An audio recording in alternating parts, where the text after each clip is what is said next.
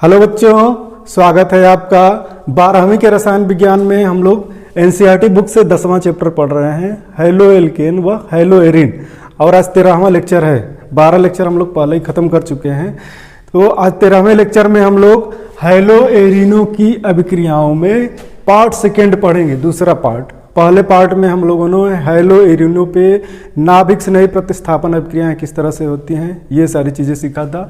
और आज part second में इलेक्ट्रॉन स्नेही प्रतिस्थापन अभिक्रियाएं, इनकी बारी है। इलेक्ट्रॉन स्नेही प्रतिस्थापन अभिक्रियाओं में देखो इतनी सारी चीज़ें शामिल हैं, हैलोजनीकरण, नाइट्रीकरण, सल्फोनीकरण, फ्रीडल क्राफ्ट अभिक्रियाएं। और इसके अलावा इसमें वुड्स फिटिंग रिएक्शन भी हम लोग पढ़ेंगे और फिटिंग रिएक्शन भी पढ़ेंगे। तो आप लोग वीडियो को अंत तक देखो, अंत तक बने रहो, ज़्यादा समझ में आएगा, ज़्यादा चीज़ें सीखने को मिलेंगी।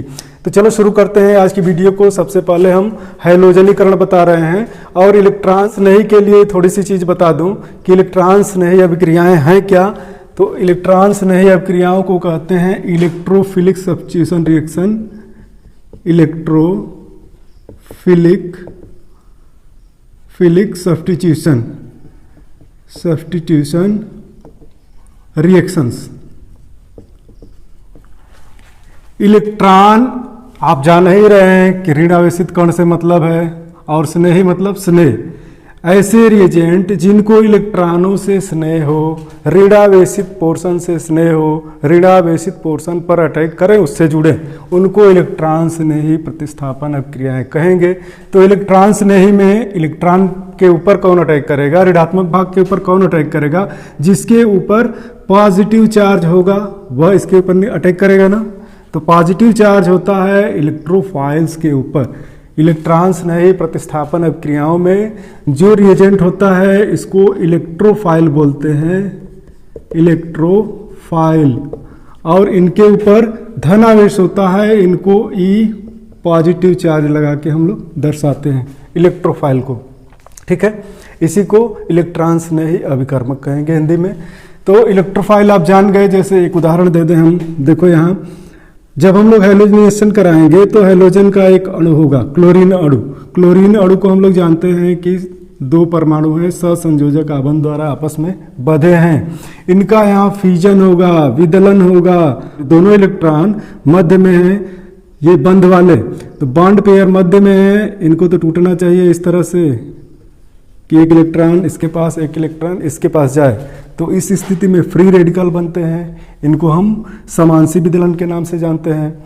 लेकिन अगर इनको हम इस तरह से तोड़ दें कि एक इलेक्ट्रॉन के बजाय दोनों ही इलेक्ट्रॉन एक क्लोरीन परमाणु के पास चले जाएं और एक के पास कुछ भी ना आए, जिसके पास दोनों इलेक्ट्रॉन चले जाएं शेयरिंग वाले, उसके ऊपर नेगेटिव चार्ज, और जिसके पास एक भी इलेक्ट्रॉन नहीं आया उसके ऊपर पॉजिटिव चार्ज क्रिएट होगा। इसी को हम कहते हैं विसमांशी विदलन। ये होमोलिटिक फ्यूजन हो गया, ये हेटेरोलिटिक फ्यूजन। और ये चीज़ें हम 11वीं में आपको बता चुके हैं। तो जब हेटेरोलिटिक फ्यूजन होता है तो एक धनावेशित पोर्शन अभिकर्मक पैदा होता है, इसी को इलेक्ट्रॉन से स्नेह होता है, इसी को हम इलेक्ट्रोफाइल कहते हैं। तो जितने तरह की अभिक्रियाएं हैं सब में अलग तरह के इलेक्ट्रोफाइल बन के आएंगे।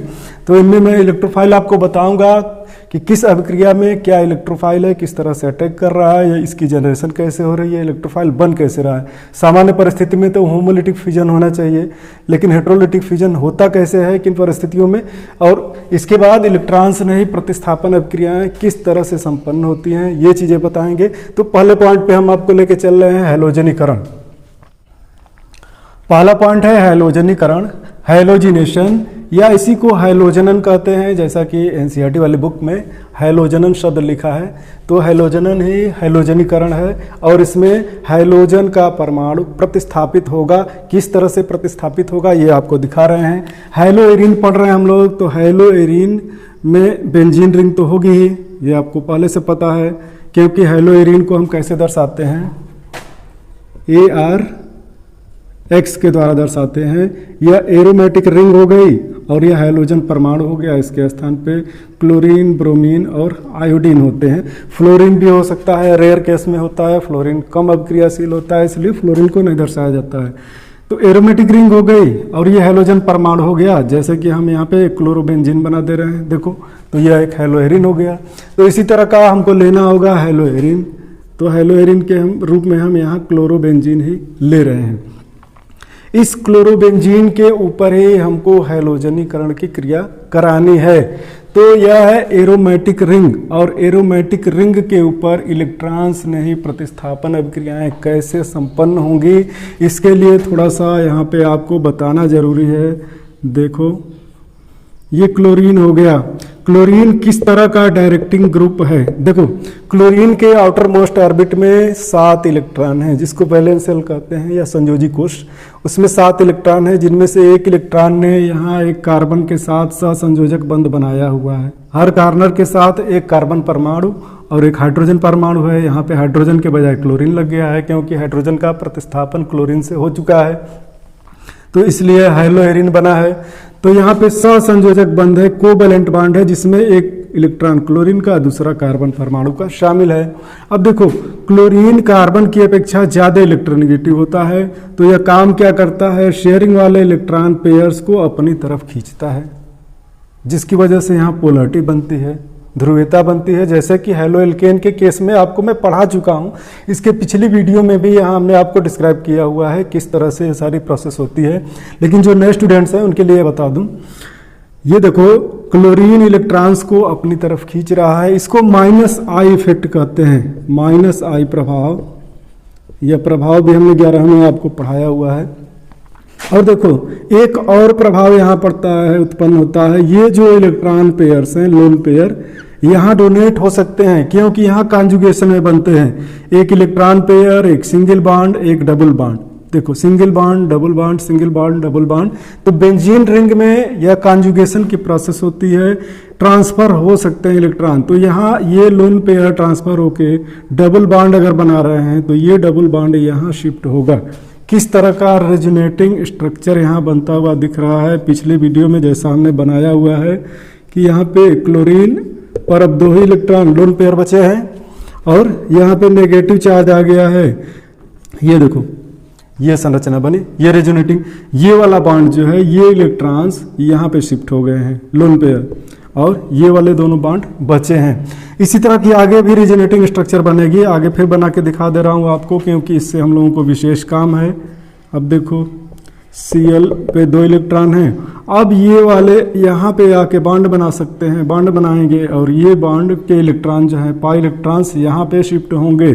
देखो, यहाँ डबल बॉन्ड बना, ये बॉन्ड पहले से है, ये पाई इलेक्ट्रॉन यहाँ शिफ्ट हुए, यहाँ पे नेगेटिव चार्ज आ गया है, और यहाँ पे क्लोरीन वाले इलेक्ट्रॉन आ गए हैं, तो क्लोरीन पे पॉजिटिव चार्ज भी है।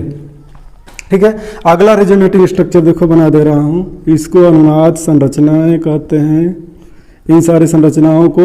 और अंत में अनुनाद संकर का भी निर्माण होता है, इस पे पॉजिटिव चार्ज। अब देखो, ये जो इलेक्ट्रॉन पेयर्स हैं, यहाँ पे आके पाई बंध बनाएंगे, और ये इलेक्ट्रॉन, ये जो पाई वाले इलेक्ट्रॉन है, इस पोजीशन पे आ जाएंगे, इस पोजीशन पे आ गए, नया बॉन्ड बना, और एक बॉन्ड ये पहले से है। अब इस तरह की पोजीशन हो गई, नेगेटिव चार्ज इस स्थान पे आ रहा है, यहाँ पे इलेक्ट्रॉन पेयर्स आए हैं। एक स्थिति पे गौर करनी है आपको, वो स्थिति क्या है? यहाँ पे बेंजीन रिंग में, यहाँ क्लोरीन पे तो पॉजिटिव चार्ज आ जा रहा है, लेकिन नेगेटिव चार्ज किस किस पोजीशन पे आ रहा है ये देखना है। इस पहले स्थिति में, पहले रेजोनेटिंग स्ट्रक्चर को देखो आप, नेगेटिव चार्ज इस पोजीशन पे आया, दूसरे वाले केस में नेगेटिव चार्ज यहाँ पे आया है, तीसरे वाले केस में नेगेटिव चार्ज यहाँ पे आया है। और ये रेजोनेटिंग स्ट्रक्चर के लिए हम इस तरह से डॉट डॉट वाला बॉन्ड बना दे रहे हैं कि ये इलेक्ट्रॉन क्या कर रहे हैं, आपस में डिसलोकेट हो रहे हैं, मूवेबल हैं, मूव कर रहे हैं, एक स्थान पे स्थिर नहीं है, इसलिए रेजोनेंस हो रहा है। और इनका ये रेजोनेंस हाइब्रिड या अनुनाद संकर बनाया हमने। अब देखो, आप इस स्थान पे, इस स्थान पे, इस स्थान पे नेगेटिव चार्ज आ रहा है, और हमने पहले से ही आपको बताया हुआ है कि जब एक बंध बना हो तो दूसरा स्थान आर्थो कहलाता है, आर्थो, और इसी कार्बन से लगा हुआ अगला स्थान मेटा, और ये अगला स्थान पैरा होता है, ये पैरा, इसको भी हम मेटा कहेंगे, इधर से अगर काउंट करें तो, और इसको आर्थो कहेंगे। इसको O से दर्शाएंगे, इसको M से, और इसको P से दर्शाएंगे। तो एक बेंजीन रिंग में आर्थो, मेटा, पैरा पोजीशन, ये भी मेटा, ये आर्थो पोजीशन, इस तरह से दर्शाते हैं। देखो नेगेटिव चार्ज कहाँ कहाँ आए हैं, ये एक ग्रुप जुड़ा है, यही ग्रुप तय करता है कि पहला कार्बन आर्थो, इधर से पहला कार्बन आर्थो, तो आर्थो कार्बन पे नेगेटिव चार्ज है, और ये मेटा कार्बन पे दोनों तरफ कुछ नहीं है, पैरा कार्बन पे भी नेगेटिव चार्ज है, ठीक है ना। तो आर्थो और पैरा पोजीशन पे नेगेटिव चार्ज आ रहा है, किस कारण से आ रहा है, इलेक्ट्रॉनों के डिसलोकेशन के कारण आ रहा है, और इलेक्ट्रॉनों की इस व्यवस्था से जो संरचनाएं प्राप्त हो रहे हैं उनको अनुनाद संरचनाएं कहते हैं। इस प्रभाव को रेजोनेटिंग इफेक्ट या अनुनाद प्रभाव कहते हैं, या प्लस आर प्रभाव कहते हैं, प्लस आर इफेक्ट। तो क्लोरीन में दो इफेक्ट यहाँ दिख रहे हैं आपको हेलोएरिन में, एक तो ये इलेक्ट्रॉन को खींच रहा है माइनस आई प्रभाव के कारण, और दूसरे प्लस आर प्रभाव के कारण इलेक्ट्रॉन्स को बेंजीन रिंग में भेज भी रहा है। तो माइनस आई वाले से ज़्यादा इफेक्टिव ये प्लस आर वाला प्रभाव होता है, जिसके कारण बेंजीन रिंग पर आर्थो और पैरा स्थानों पे आंशिक ऋणावेश उत्पन्न हो रहा है, आंशिक ऋणावेश, पार्शियल नेगेटिव चार्ज उत्पन्न हो जाता है। और जब पार्शियल नेगेटिव चार्ज उत्पन्न हो जाता है तो यहाँ पे इलेक्ट्रोफाइल्स जिनको अटैक करना है, इलेक्ट्रोफाइल पे कैसा आवेश है, प्लस ई है, ये इलेक्ट्रोफाइल्स हैं, इन्हीं को अटैक करना है। तो ये अटैक करते हैं आर्थो और पैरा पोजीशन पे। ये तो चीज़ आपको समझ में आ गई होगी। अब हैलोजनीकरण में यहाँ बता रहा हूँ, इन चीज़ों को मैं मिटा दे रहा हूँ। तो स्टूडेंट्स, आप इलेक्ट्रॉन्स नहीं प्रतिस्थापन अभिक्रिया में हैलोजनीकरण अभिक्रिया सीखने से पहले ये पॉइंट जरूर नोट कर लें। देखें, हैलोएरिन में हैलोजन परमाणु माइनस आई प्रभाव के कारण इलेक्ट्रॉनों को बेंजीन रिंग से दूर खींचता है। ये मैंने अभी आपको दिखाया था कि माइनस आई प्रभाव के कारण किस तरह से बेंजीन रिंग से इलेक्ट्रॉन दूर खींच रहे हैं, वही बात लिखा हुआ है। तथा प्लस आर प्रभाव के कारण बेंजीन रिंग में आर्थो तथा पैरा स्थानों पर इलेक्ट्रॉन घनत्व बढ़ाता है। वही हैलोजन परमाणु प्लस आर प्रभाव के कारण आर्थो और पैरा प्लेस पे इलेक्ट्रॉन घनत्व को बढ़ाता भी है, ये चीज़ भी दिखाया हूँ। अतः हैलोएरिन में हैलोजन परमाणु का प्रभाव आर्थो तथा पैरा निर्देशक होता है। बहुत इंपॉर्टेंट पॉइंट है, आप इसको याद भी रखें, नोट भी करें कि हैलोएरिन में हैलोजन परमाणु का प्रभाव कैसा होता है, आर्थो तथा पैरा निर्देशक होता है। तो इस हैलोएरिन में अगला परमाणु कहाँ पे आके, अगला इलेक्ट्रोफाइल कहाँ पे आके जुड़ेगा, इस प्लेस पे जुड़ेगा, इस प्लेस पे जुड़ेगा, इस प्लेस पे जुड़ेगा, यही बात लिखी गई है, आर्थो पैरा निर्देशक होता है। ये आने वाला इलेक्ट्रोफाइल कहाँ जुड़ेगा, ये इलेक्ट्रोफाइल या तो यहाँ जुड़ेगा या तो पैरा स्थान से जुड़ेगा। तो आर्थो पैरा डायरेक्टिन ये हैलोजन होता है, इसीलिए कहा जाता है। और नया जुड़ने वाला इलेक्ट्रॉन्स नहीं आर्थो व पैरा स्थानों पर जुड़ता है। ये चीज़ें आप नोट कर लें, हम यहाँ हैलोजनीकरण बता रहे हैं आपको।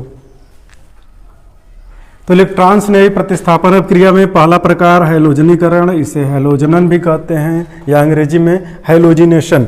ये हैलोजिनेशन दिखा रहा हूँ, देखो आप यहाँ पे हैलोएरिन लिया गया है, और हैलोएरिन के रूप में हमने लिया है क्लोरोबेंजीन, क्लोरोबेंजीन।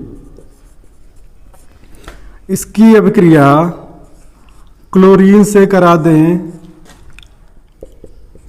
FeCl3 की उपस्थिति में। यहाँ पे हैलोएरिन के साथ क्लोरीन की क्रिया करानी है, किस रिएजेंट की उपस्थिति में, फेरिक क्लोराइड। और फेरिक क्लोराइड, एल्यूमिनियम क्लोराइड, ये सब लीस एसिड की तरह कार्य करते हैं, क्योंकि इनका ऑक्टेट पूरा नहीं होता है, ये हम लोग पहले से जानते हैं। इसमें आयरन के चारों तरफ कुल इलेक्ट्रॉन 6 होते हैं वैलेंस शेल में, अतः इनका ऑक्टेट पूरा नहीं हो पाता है, ये लुईस अम्ल की तरह कार्य करते हैं। तो ये इस क्लोरीन अणु को कैसे तोड़ेगा, यह इंटरेस्टिंग बात है। यहाँ से इलेक्ट्रोफाइल क्या बनेगा उसको मैं यहाँ दर्शाऊंगा। देखो, क्लोरीन को FeCl3 क्या करेगा, FeCl3 क्लोरीन को तोड़ेगा 2 पार्ट में। यह शेयरिंग वाले इलेक्ट्रॉन्स, चूंकि यह अम्ल की तरह कार्य कर रहा है, लेके आके ये क्लोरीन परमाणु जुड़ेगा, इस पर पॉजिटिव चार्ज आएगा, और यह FeCl4- एक बेस बन जाएगा, और यह Cl+, इलेक्ट्रोफाइल ये जनरेट हो रहा है Cl+।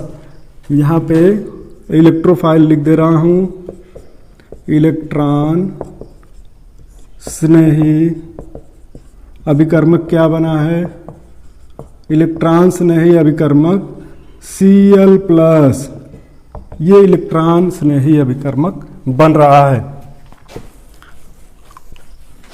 अब आपको ये प्रोसेस बहुत आसान हो जाएगी। अब करना क्या है, केवल यहाँ Cl का वो दर्शा देना, इलेक्ट्रोफाइल कहाँ जुड़ेगा, आर्थो स्थान पे, पैरा स्थान पे जुड़ जाएगा। देखो ये हो गया बेंजीन रिंग, ये क्लोरीन तो पहले से जुड़ा है, नया आने वाला परमाणु या तो आर्थो पे जुड़ेगा या तो पैरा पे जुड़ेगा।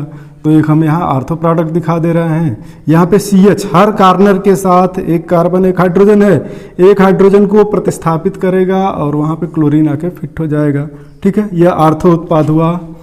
और प्लस इसके साथ साथ यहाँ पे क्या बनेगा, पैरा उत्पाद भी बनेगा।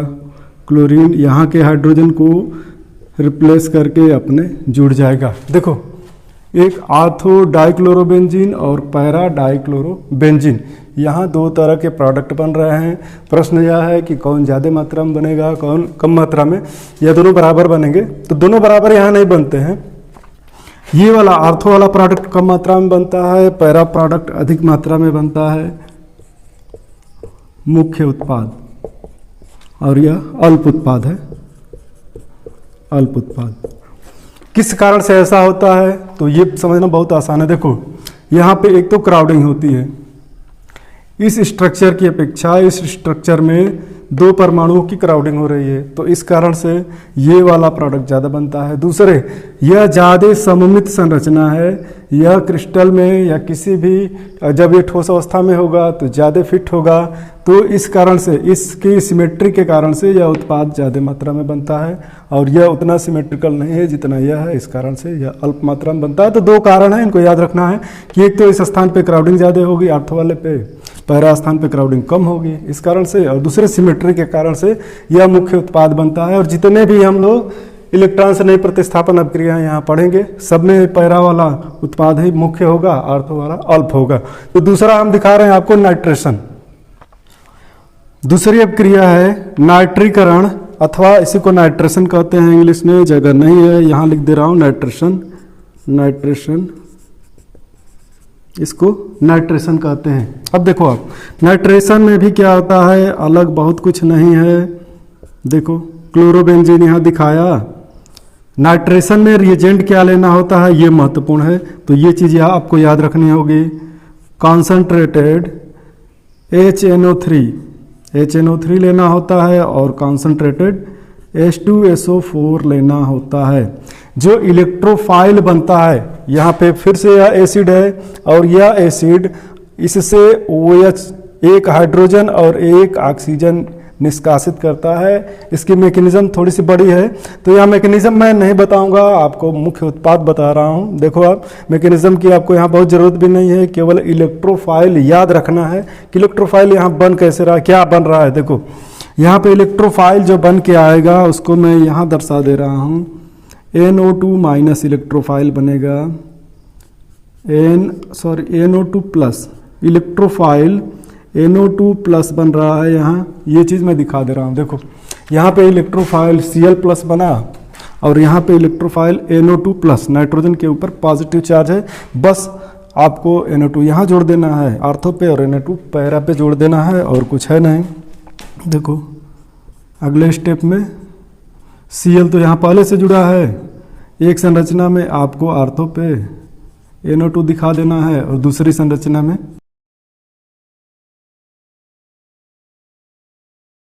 पैरा पे NO2 दर्शा देना, बहुत ईजी है। ये हो गया आपका मुख्य उत्पाद और ये हो गया अल्प। किस लिए मुख्य अल्प है ये चीज़ें तो आपको बता दिया हूँ। तो देखो क्या बना, आर्थो नाइट्रोक्लोरोबेंजीन है और ये पैरा नाइट्रोक्लोरोबेंजीन है। मुख्य जो क्रियात्मक समूह इनमें से कोई भी नहीं है, इसको भी मुख्य क्रियात्मक समूह मान सकते हो, इसको भी मान सकते हो, और नंबरिंग 1 2 करके भी कर सकते हो। अगर नंबरिंग 1 यहाँ से करते हो तो ट्रू नाइट्रोक्लोरोबेंजीन भी कह सकते हो इसको, 4 नाइट्रोक्लोरोबेंजीन या आर्थो नाइट्रोक्लोरोबेंजीन, पैरा नाइट्रोक्लोरोबेंजीन। ये हो गया। हमारे हैं अगली अभिक्रिया पे जिसको हम सल्फोनीकरण कहते हैं। तो इलेक्ट्रॉन स्नेही प्रतिस्थापन अभिक्रिया में तीसरा प्रकार मैं आपको दिखा रहा हूँ। तीसरा प्रकार है सल्फोनीकरण, और सल्फोनीकरण में आपको यहाँ लेना होगा पहले एक हेलो एरीन, और हेलो एरीन के रूप में आपके यहाँ ब्रोमोबेंजीन दिखा दे रहे हैं, और इसकी क्रिया आपको करानी होगी सधूम सल्फ्यूरिक एसिड के साथ H2SO4, फ्यूमिंग H2SO4, और इस H2SO4 से फ्यूम जैसा निकलता रहता है, वाष्प जैसा निकलता रहता है, इसलिए इसको फ्यूमिंग H2SO4 कहते हैं। ये कॉन्सेंट्रेट H2SO4 से भी कॉन्सेंट्रेट होता है। तो होता क्या है यहाँ देखो, यहाँ भी इलेक्ट्रोफाइल बनेगा, इलेक्ट्रोफाइल बता दे रहा हूँ, H2SO4 के अणु ही आपस में इलेक्ट्रोफाइल बनाते हैं, SO3H, S के ऊपर पॉजिटिव चार्ज, यह हो गया इलेक्ट्रोफाइल। इलेक्ट्रोफाइल आप याद रखो, इलेक्ट्रोफाइल यहाँ जुड़ता है और आर्थो पैरा स्थान पे जुड़ के नया उत्पाद बनाता है। रिएक्शन पूरा कर रहा हूँ देखो,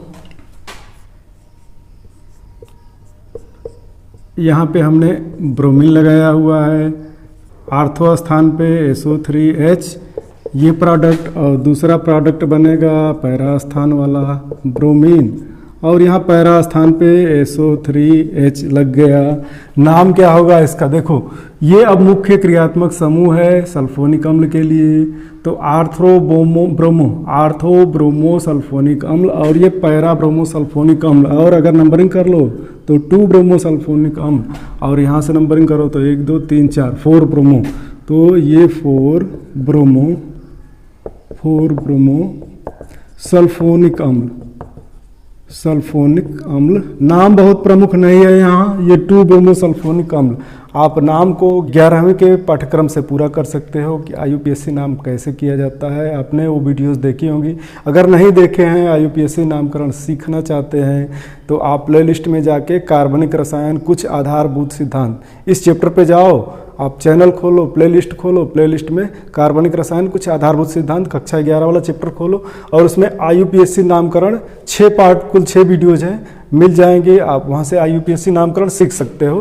तो चलो देखो, आप यहाँ सल्फोनेशन में आपको आर्थो ब्रोमो सल्फोनिक अम्ल और पैरा ब्रोमो सल्फोनिक अम्ल प्राप्त हो जा रहे हैं। तो ये 3 अपक्रियाएं हो गई। चौथी अपक्रिया हम आपको फ्रीडल क्राफ्ट अपक्रियाएं बता रहे हैं। देखो आप, चौथी अपक्रिया है फ्रीडल क्राफ्ट अपक्रिया, और फ्रीडल क्राफ्ट अपक्रिया में 2 तरह की अपक्रियाएं हैं, एक एल्काइलेशन है और दूसरा एसाइलेशन है, एक एल्करीकरण दूसरा एसिलीकरण। तो दोनों अपक्रियाओं की बात करेंगे, ए और बी करते रहे हैं। ए में हम कर दे रहे हैं एल्काइलेशन, फ्रीडल क्राफ्ट एल्कलीकरण, इसके आगे फ्रीडल क्राफ्ट लगाएंगे, फ्रीडल क्राफ्ट एल्कलीकरण, या अंग्रेजी में लिखेंगे तो फ्रीडल क्राफ्ट एल्काइलेशन, पूरा नाम लिखेंगे। और दूसरा बी वाला आएगा फ्रीडल क्राफ्ट एसाइलेशन। और नेम रिएक्शन तो हमेशा ही इंपॉर्टेंट होती हैं, तो ये इंपॉर्टेंट रिएक्शंस हैं। यहाँ पे देखो, इसमें क्या होता है, एक हेलो एरीन लेते हैं, क्लोरोबेंजीन ले लिया, और इसकी क्रिया हम एक हेलो एल्केन के साथ कराते हैं। देखो, हेलो एल्केन में मेथिल क्लोराइड या मेथिल ब्रोमाइड लेते हैं। एल्काइलेशन में मुख्य काम जो होता है CH3 समूह का प्रतिस्थापन होता है, ये चीज़ याद रखने वाली है। यहाँ इलेक्ट्रोफाइल बना दे रहा हूँ। इलेक्ट्रोफाइल क्या होगा, इलेक्ट्रोफाइल CH3+, ये कार्बोकेटाइन होता है, ये इलेक्ट्रोफाइल यहाँ जुड़ता है। तो इलेक्ट्रोफाइल आप याद रखो, अभिक्रिया बहुत आसानी से होगा। किसकी उपस्थिति में होगा, तो निर्जल AlCl3, निर्जल एल्यूमिनियम क्लोराइड, यह भी लुईस एसिड है, यह भी यहाँ इसको तोड़ने में मदद करता है और इलेक्ट्रोफाइल जनरेट कराता है। तो ये इलेक्ट्रोफाइल आके आर्थो पैरा पोजीशन पे जुड़ जाता है। प्रोडक्ट क्या बनेगा, प्रोडक्ट फिर से वही है, क्लोरीन, और यहाँ पे CH3 समूह प्लस ये आर्थो प्रोडक्ट हो गया, और यहाँ से देखो Cl और ये CH3, ये पैरा प्रोडक्ट हो गया। अब देखो, अगर इसको हटा दें तो इसको तो टाल्विन बोलते हैं ना, तो आर्थो स्थान पे क्लोरो लग गया, आर्थो क्लोरो टाल्विन, और ये पैरा क्लोरो टाल्विन। एक का नाम लिख दे रहा हूं, पैरा क्लोरो टाल्विन, इसको आप लिख लेना, आर्थो क्लोरो टाल्विन। तो ये हो गया फ्रीडल क्राफ्ट एल्काइलेशन। दूसरी अपक्रिया बी वाला बता दे रहा हूं, फ्रीडल क्राफ्ट एसाइलेशन। और एसाइलेशन में आप देखो, इसमें क्या होगा, एसिड समूह लेना होगा हमको Cl प्लस CH3 COCl, इसको कहते हैं एसिड समूह। CH3CO, इस समूह को एसिड समूह कहते हैं। तो ये एसिड समूह लेना होगा। कैसे आया देखो, CH3COOH से ये OH समूह Cl द्वारा प्रतिस्थापित हुआ है, CH3COCl बना है। तो ये हो गया एसिड समूह, इसी का प्रतिस्थापन होता है इलेक्ट्रोफाइल। फिर से यहाँ लिख दे रहा हूँ, देखो CH3CO और यहाँ पे कार्बन के ऊपर पॉजिटिव चार्ज आता है, तो ये कार्बन जुड़ेगा और किस तरह से बनेगा देखो, आप लिख दे रहा हूँ। ये हमारा हो गया इलेक्ट्रोफाइल।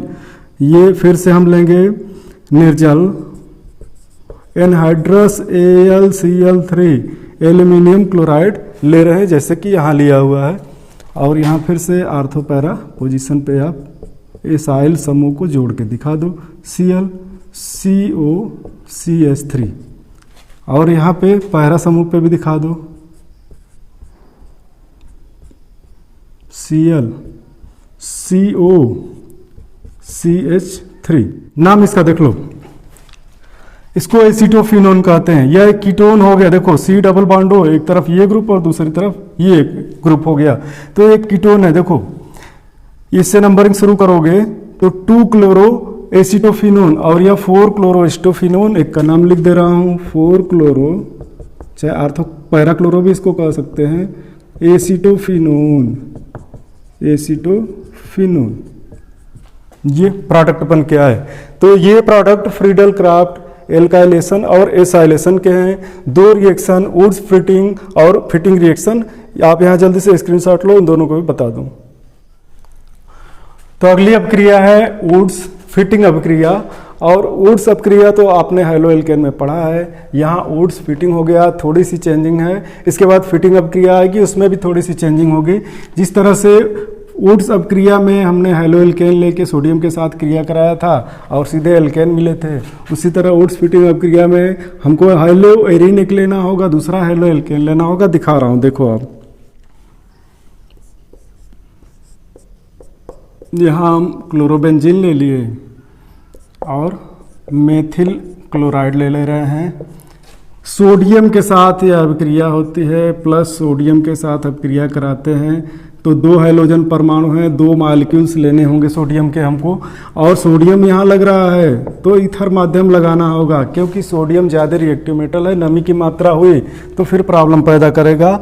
तो यहाँ पे ईथर माध्यम में यह रिएक्शन कराई जाती है। प्रोडक्ट क्या बनते हैं आप देखो, यहाँ से ये देखो एक फेनिल समूह और दूसरा मेथिल समूह, दोनों आपस में यहाँ जुड़ जाते हैं। यहाँ पे आपको टालविन बनता हुआ दिख रहा है और यहाँ से NaCl बाहर हो जाता है। देखो ये दोनों हाइड्रोजन परमाणु सोडियम के साथ मिलकर NaCl के रूप में बाहर हो गए। तो इस अभिक्रिया को हम कहते हैं वुड्स फिटिंग अभिक्रिया। और इसी से मिलती जुलती अभिक्रिया है फिटिंग अभिक्रिया। फिटिंग अभिक्रिया, ये सब बहुत इंपॉर्टेंट रिएक्शंस हैं। ये रिएक्शंस इंपॉर्टेंट हैं, बार बार आने वाली अभिक्रियाएं हैं। इसमें भी कुछ विशेष नहीं है, ऊपर वाले रिएक्शन की तरह सेम। देखो ये Cl समूह क्लोरोबेंजीन हो गया, आप प्लस 2 इसके मॉलिक्यूल्स लेने होंगे। फिर से क्लोरोबेंजीन, यहाँ 2 लिख के भी काम चला सकते हो आप। वही 2Na सोडियम के 2 परमाणु और यहाँ पे होगा ईथर माध्यम। अगर मोल्स में लो तो सोडियम के 2 मोल्स लगेंगे इस अभिक्रिया में। देखो ये दोनों फिनाइल समूह आपस में जुड़ जाएंगे और इस स्ट्रक्चर को हम कहते हैं बाइफिनाइल। ये बेंजीन रिंग आपस में जुड़ जाएंगे, देखो बाइफिनाइल या बाइफेनिल, इस स्ट्रक्चर को कहते हैं, प्लस 2NaCl।